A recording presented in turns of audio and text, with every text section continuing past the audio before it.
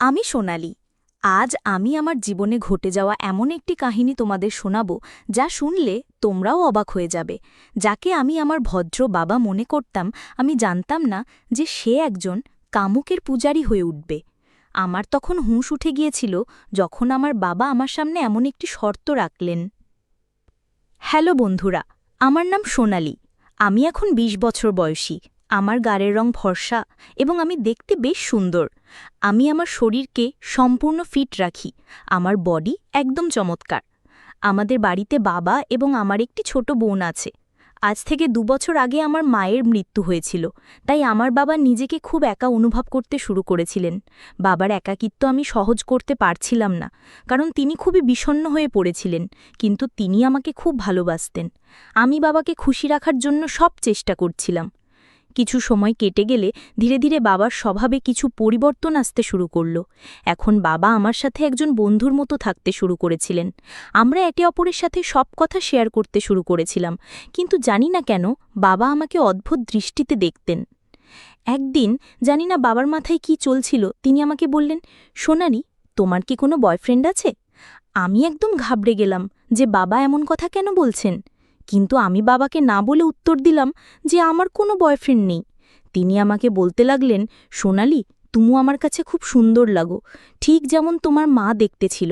এখন আমি তোমার সাথে যে অনুভূতি পাই তা যেন তোমার মায়ের সাথে পেতাম। বাবার এই সব কথা শুনে আমার হুঁশ উড়ে গিয়েছিল। এমন সময় সেখানে আমার ছোট বোন চলে এলো এবং বাবাকে কোনো কাজের জন্য মার্কেটে নিয়ে চলে গেল। আমি বাবার সেই কথা শুনে হতবাক হয়ে গিয়েছিলাম। এখন ধীরে ধীরে আমিও বাবার ওপর দৃষ্টি দিতে শুরু করেছিলাম। এইসব ভাবতে ভাবতে কখন যে আমার চোখে ঘুম এসে গেল আমি টেরও পাইনি।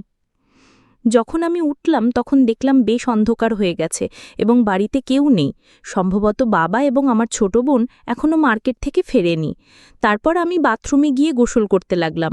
এমন সময় বাবা এবং আমার বোন মার্কেট থেকে ফিরে এলো। আমি তাদের কাছে গিয়ে কথা বলতে লাগলাম। তারপর বাবা বাইরে কোনো কাজে চলে গেলেন এবং আমি বাড়ির কাজ করতে লাগলাম। আমি সারাদিন বাবার কথাই ভাবছিলাম যে তিনি আমাকে এমন কেন বললেন। এমন সময় আমার একটি সখী আমার কাছে এসে বলল, আরে সোনালি, তুমি কি ভাবছ? এতে আমি বললাম, না কবিতা, আমি তো কিছুই ভাবছি না। তারপর আমি তাকে জিজ্ঞাসা করলাম, কবিতা, কেউ কি অনলাইনে টাকা কামানোর উপায় বলতে পারবে, কিভাবে টাকা কামানো যায়? কারণ আমি চাইছিলাম যে আমি নিজে টাকা কামাই। এখন তো আমার পড়াশোনাও শেষ হতে চলেছে। কবিতা আমাকে রাগের দৃষ্টিতে দেখে বলল, আরে চল, আমাদের জন্য টাকা কামানো তো সাধারণ কথা। তারপর আমরা দুজনেই নিজ নিজ বাড়ির দিকে রওনা দিলাম, কারণ আমাদের কলেজের ক্লাস শেষ হয়ে গিয়েছিল। আমার বান্ধবী তার বাড়ির দিকে যাচ্ছিল এবং আমি আমার বাড়ির দিকে যাচ্ছিলাম। এমন সময় রাস্তায় আমি আমার বাবাকে দেখলাম। তাকে দেখে আমি একদম চমকে গেলাম। বাবা তার সাথে অন্য একজন মহিলাকে নিয়ে ঘুরছিলেন এবং তাকে শপিং করাচ্ছিলেন। পরে আমি দেখলাম তারা কোনো হোটেলের দিকে যাচ্ছেন।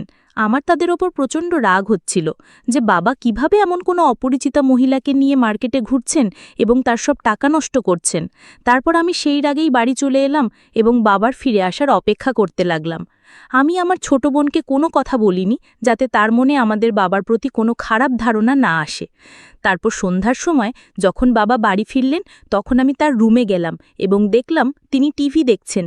আমি তাকে জিজ্ঞাসা করলাম, বাবা, আপনি মার্কেটে কার সাথে ঘুরছিলেন? আপনার এমনভাবে ঘোরা ঠিক নয়, কারণ কিছুদিন আগেই তো আমাদের মায়ের মৃত্যু হয়েছে। লোকেরা কি ভাববে? বাবা বললেন, না সোনালি, আমি ঘুরব, আমার কারো পরোয়া নেই। তার সাথে ঘুরতে আমার বেশ মজা লাগে এবং আমার জন্য এটাই ঠিক। এখন না ঘুরলে কখন ঘুরব? তিনি আমাকে রাগে বলছিলেন। আমি তাকে অনেকবার বোঝানোর চেষ্টা করলাম যে আপনি এমন করবেন না, কিন্তু তিনি মানছিলেন না। আমার অনেক চেষ্টার পর তিনি বললেন, ঠিক আছে, তার সাথে আর ঘুরব না, কিন্তু আমারও একটি শর্ত আছে। যদি তুমি তা পূরণ করো তবে আমি তার সাথে থাকাও ছেড়ে দেব। আমি বললাম, হ্যাঁ বলুন, কি শর্ত? বাবা তৎক্ষণাৎ বললেন, যেভাবে সে আমার সাথে ঘোরে আজ থেকে তুমি আমার সাথে ঘুরবে এবং আমার প্রয়োজনও পূরণ করবে। আমি তাকে বললাম, না, এটা হতে পারে না। আমি কেন এমন করে আপনার সাথে ঘুরতে যাব? তখন বাবা বললেন, তাহলে ঠিক আছে, আমাকে বোঝাতে হবে না, আমি যা করছি তুমি আমাকে বলো না। তারপর আমি বললাম, চলো ঠিক আছে, সন্ধ্যায় ভেবে বলবো। এতটা বলে আমি তার রুম থেকে আমার রুমে চলে এলাম এবং বসে ভাবতে লাগলাম। এখন আমি পুরোপুরি বুঝে ফেলেছি যে আমার বাবা আমার কাছ থেকে কি চান। বাবার কথাগুলো ভেবে ভেবে আমার টেনশন অনেক বেড়ে গিয়েছিল। আমি আজ পর্যন্ত এসব কিছু আশাও করিনি যে আমার বাবাও এমন কিছু করার কথা ভাবতে পারেন। আমার মনে হয়েছিল যে আমার বাবা খুবই ভদ্র মানুষ এবং আমাদের মায়ের মৃত্যুর পর বাবা ভালোভাবে আমাদের দেখাশোনা করবেন এবং আমাদের খারাপ সময়ে আমাদের পাশে থাকবেন। কিন্তু তিনি এখন থেকেই ভুল কাজ করতে শুরু করেছিলেন। এই সব কথা শোনার পর আমি বুঝে ফেলেছিলাম যে আমার বাবা নিজের সাথে সাথে আমাদের জীবনও নষ্ট করে দেবেন।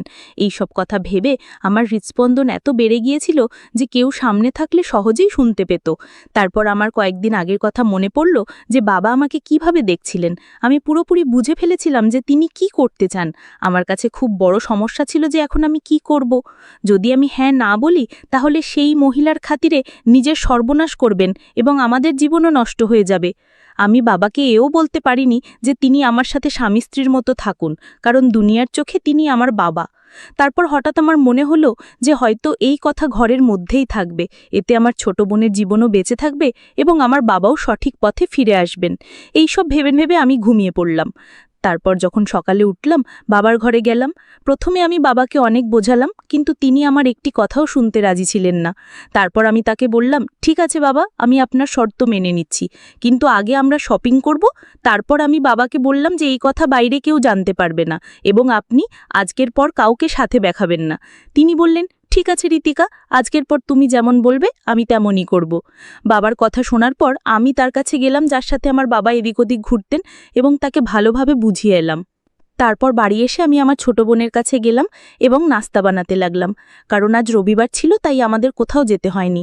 তারপর আমি, আমার ছোট বোন এবং বাবা নাস্তা করলাম এবং তারপর আমি আর বাবা শপিং করতে বেরোলাম।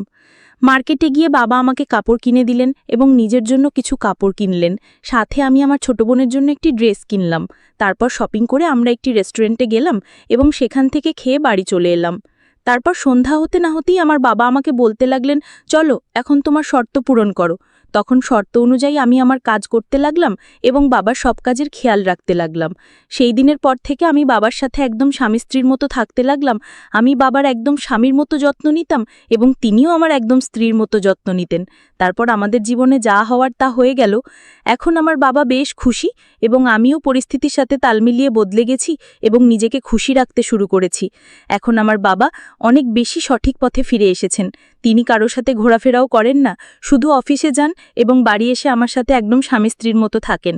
এইভাবে আমরা সবাই খুশি খুশি আমাদের জীবন কাটাচ্ছি। আপনারা সবাই আমাকে ভুল বুঝবেন না। আমাকে বাধ্য হয়েই বাবার সব কথা মেনে নিতে হয়েছিল, কিন্তু এতে আমার কোনো ক্ষতি হয়নি, কারণ যদি আমি বাবার যত্ন না নিই তাহলে কে নেবে। প্রায় 5 মাস পর আমার চাকরির জয়নিং লেটারও চলে এলো এবং আমি সেখানে চলে গেলাম। এখন আমাদের পরিবারও ভালোভাবে চলছে, আমাদের বাড়িতে সবাই খুব খুশি। যদি আমি সেই দিন বাবাকে বোঝাতে না পারতাম তাহলে আর জানি না বাবা কোথায় কোথায় তার ভুল সম্পর্কগুলোকে এগিয়ে নিয়ে যাচ্ছিলেন এবং নিজের সাথে সাথে আমার আর আমার ছোট বোনের জীবনও নষ্ট করে দিচ্ছিলেন। এইভাবে আমি আর আমার বাবা একদম স্বামী স্ত্রীর মতো থেকে আমাদের বাড়িকে বাঁচিয়ে ফেলেছি। আর আগের কথা তো আপনারা বুঝতেই পারছেন, সেটা তো আপনারা সবাই জানেনই। তাই আমার প্রিয় বন্ধুরা, যদি আপনাদের আমার এই ভিডিওটি পছন্দ হয়ে থাকে তাহলে চ্যানেলটি সাবস্ক্রাইব করে ফেলুন এবং বেল নোটিফিকেশন অন করে দিন। একটি সুন্দর কমেন্ট করে জানান যে আমার গল্পটি আপনাদের কেমন লেগেছে। কাল দেখা হবে আরও একটি নতুন ভিডিওতে। ধন্যবাদ।